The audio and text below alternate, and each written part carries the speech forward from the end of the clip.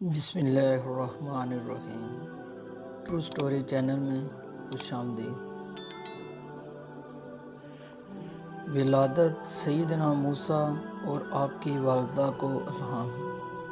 کئی ایک مفسرین نے بیان کیا ہے کہ کبیتوں نے فرعون سے شکایت کی کہ بنی اسرائیل کے بچوں کو ذبح کرنے کی وجہ سے ان کی تعداد دن بدن کم ہوتی جا رہی ہے اور بوڑھوں کے روز بروز ضعیف و ناتواں ہونے اور مرنے کا خدشہ ہے، تو جو کم ترین خدمات بنی اسرائیل سے لی جاتی ہیں وہ ایک بڑا مسئلہ بن جائے گی۔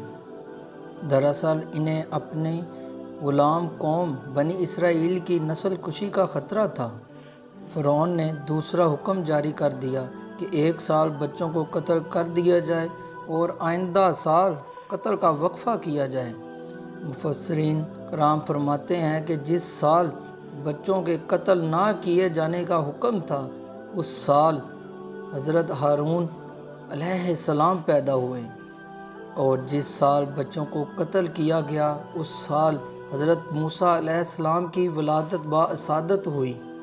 دوران حمل آپ کی والدہ بڑی پریشان اور تنگ دل رہیں اور حمل کو چھپانے کی کوشش میں رہیں۔ قدرت الہی سے حمل کے آثار بھی آپ پر زیادہ ظاہر نہ تھے۔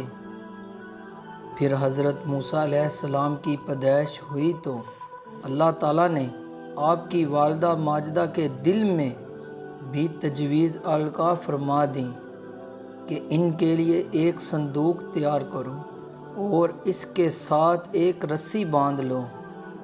آپ کا گھر دریائے نیل کے کنارے پر تھا۔ پھر آپ نے ایسے ہی کیا۔ صندوق میں حضرت موسیٰ علیہ السلام کو رکھ کر رسی باندھ دی گئی۔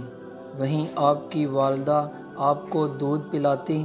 جب کسی کے آنے کا خدشہ محسوس ہوتا تو صندوق میں آپ کو رکھ کر رسی کا کنارہ ہاتھ میں پکڑے رسی چھوڑ دیتی۔ صندوق دریا میں چلا جاتا، رسی کا کنارہ والدہ ماجدہ کے ہاتھ میں رہتا۔ جب فرعون کے کارندے چلے جاتے آپ دوبارہ انہیں اپنے پاس لٹا لیتی۔ ارشاد باری تعالیٰ ہے، اور ہم نے موسیٰ کی ماں کو الہام فرمایا کہ اسے دودھ پلا، پھر جب تجھے اس سے اندیشہ ہو تو اسے دریا میں ڈال دے، اور نہ ڈر اور نہ غم کر، بے شک ہم اسے تیری طرف پھر لائیں گے اور اسے رسول بنائیں گے۔ تو اسے اٹھا لیا فرعون کے گھر والوں نے کہ وہ ان کا دشمن اور ان پر غم والم بنے۔ بے شک فرعون اور حامان اور ان کے لشکر خطا کار تھے۔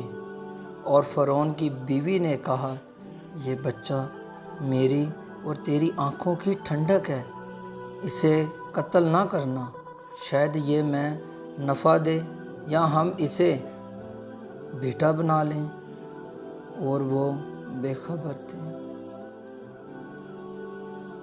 تو دوستو، یہ تھی آج کی میری کہانی۔ اگر آپ کو میری کہانی اچھی لگی ہو تو ویڈیو کو لائک کیجیے گا، اور اگر میرے چینل پہ آپ نئے ہیں تو پلیز چینل کو ضرور سبسکرائب کیجیے گا۔ نیکسٹ ویڈیو تک دیجیے گا اجازت، دعاؤں میں یاد رکھیے گا۔ اللہ حافظ، اللہ نگہبان۔